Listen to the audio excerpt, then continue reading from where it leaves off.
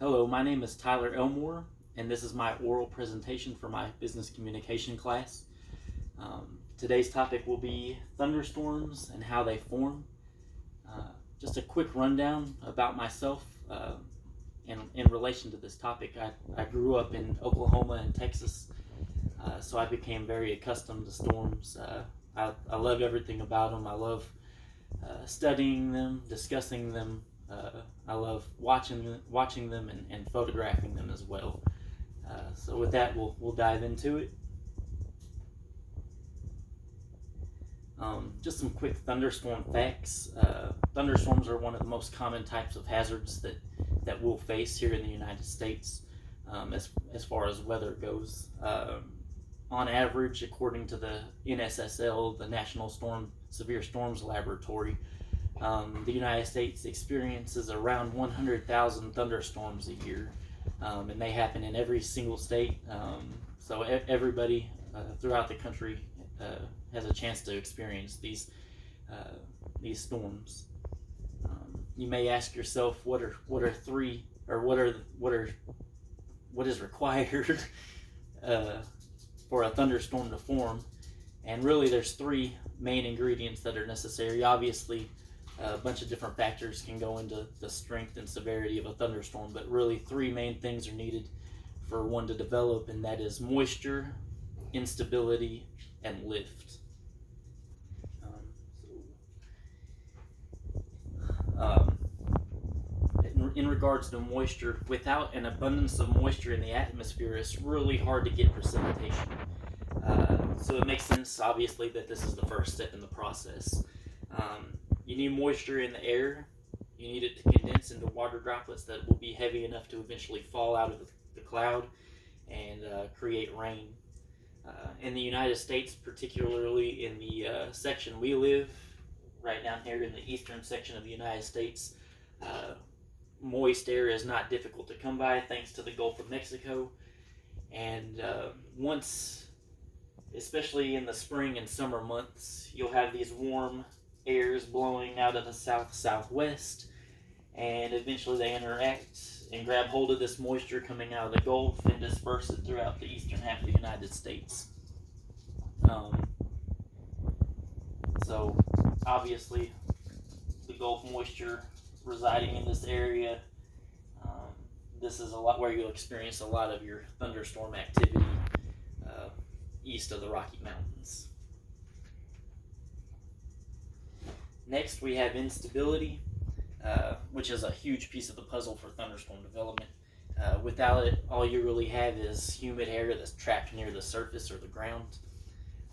When air rises, it is warmer than the air that surrounds it, and it continues to rise. We call this instability or unstable air.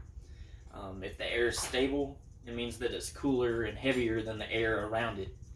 And when it's cooler and heavier than the air around it, it won't rise at all, it'll sink.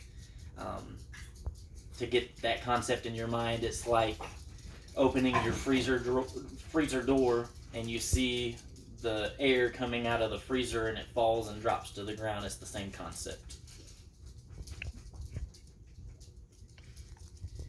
Next, we have lift. Without something to force or lift the air upward, it's really difficult to get it to move on its own. It just wants to sit still and stay stagnant. But once it gets that push that it needs, it'll rise with relative ease. There are quite a few different types of lift that can create a thunderstorm. That includes fronts, like warm fronts, cold fronts, occluded fronts. Things like sea breezes. Terrain can also affect things as far as lift goes. The elevations of mountains and hills can force the warm air when it meets those elevations to lift up into the air. And also, just sometimes all it takes is a really hot, humid day, like we get those summer thunderstorms that develop out of nowhere and dissipate in the next 30 minutes. It's just that hot and warm air, and again, hot air wants to rise, and that's all the lift that it needs. Really, again, these are the three basic components of a thunderstorm to develop. lift, instability, and moisture. Again, there's many other things that can go into it that prolong the life of a thunderstorm and can make it last longer or shorter. But again, for anything to develop, these three ingredients are necessary. Once it does develop, you get into the three different stages of development. You have the towering cumulus stage, and here you can see the warm, moist air beginning to move into the thunderstorm and force the cloud upward. And as that warm air continues to rise, it stays warmer than the air that's surrounding this cooler air up here, and it'll just continue to rise until eventually it stops because it meets the temperature of the air up here. Then you move on to the mature stage once that air has reached the upper levels of the atmosphere. Here you can see the warm air continuing to rise, and eventually, once that condensed air becomes suspended in the air, it gets too heavy for the air to continue to hold it, and it falls out the front of the thunderstorm, and that's where you get your rain shafts down here. And eventually, you'll have downdrafts coming out off of here, and you get strong, really strong thunderstorm winds and microbursts. And then moving along, eventually this warm air gets choked off by the rain that starts to fall back into the updraft of the thunderstorm, cutting off the thunderstorm supply of the warm, moist air that was feeding it initially, and that's when you get the dissipating stage. Typically in the dissipating stage, a gust front will rush out ahead of the thunderstorm, and again choke off its warm air supply, thus killing the thunderstorm. All three stages, lightning is possible. Even in the dissipating stage, lightning can still be a threat, so you don't want to let your guard down there.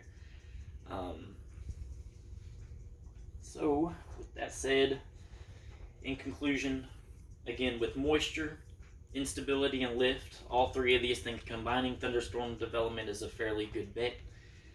There are other factors, again, that can limit or enhance the development of storms, but this presentation's point was to focus on basic thunderstorm development and what it takes to spawn one. Thank you for your time and patience, and that's it.